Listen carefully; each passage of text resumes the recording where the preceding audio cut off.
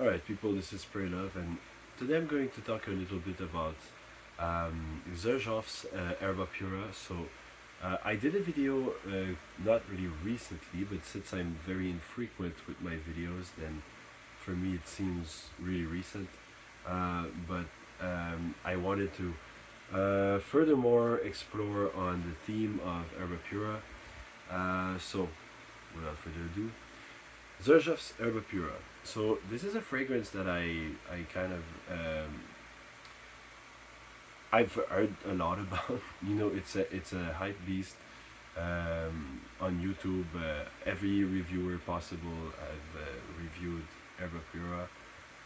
They're pushing it like for men. They're pushing it for women. They're whatever. So I'm just gonna give my take on that fragrance. So first off, yeah, like I said, it's a unisex fragrance. For me, every fragrances ever are unisex, but this one is really pushing the boundaries. I think that in like if we want to be like totally honest with the situation, I think this will appeal more to women in general. I think that in general women will like more the kind of a fruity kind of a vibe that it has.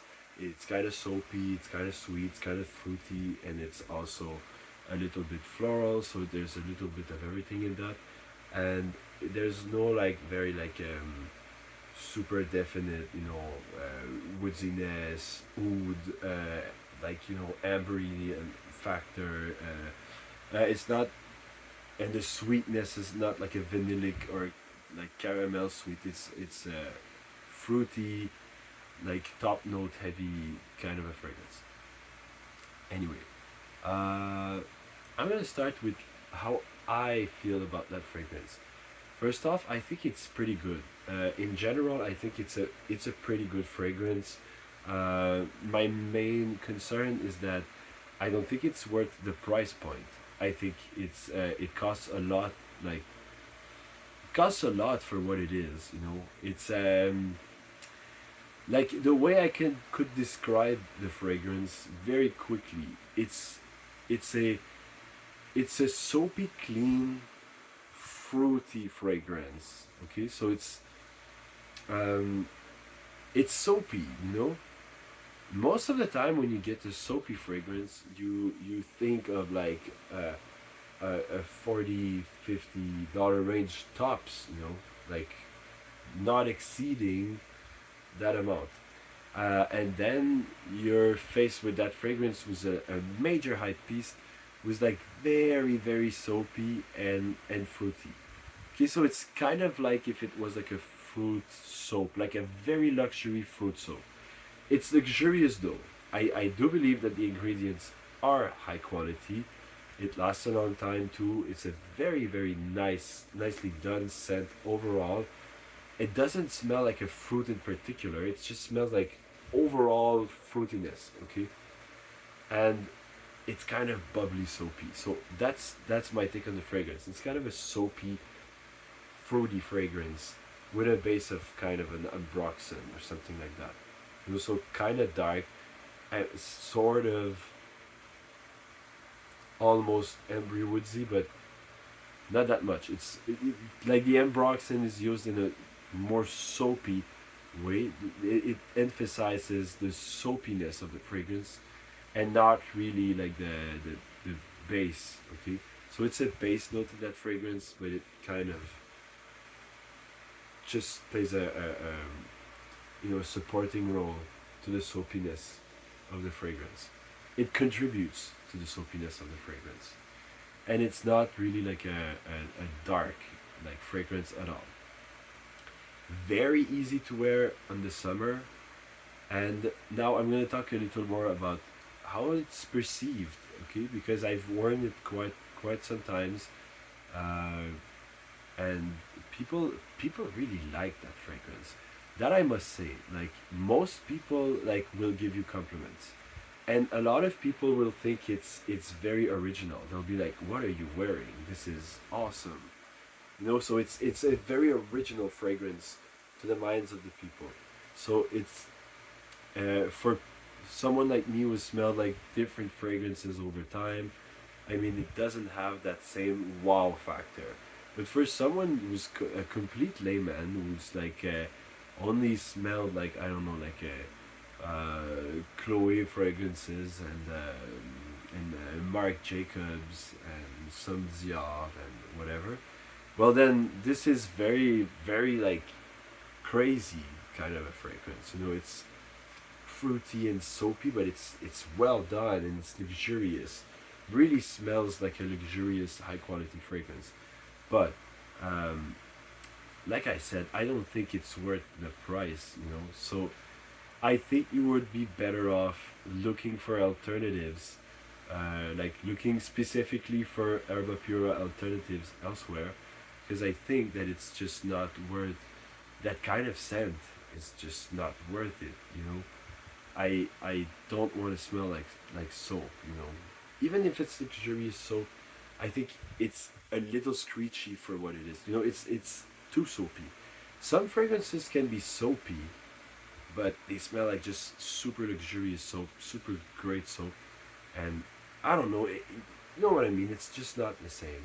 I will compare it to something else. Okay, so there's this Eau de Cologne Impériale by Guerlain. Okay, if you don't know it, it's like one of the oldest Guerlain fragrance ever. It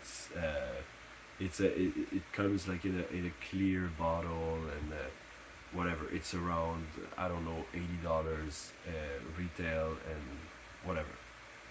This fragrance I had like for a long time. I actually used it completely. It's an old cologne, so it doesn't last long.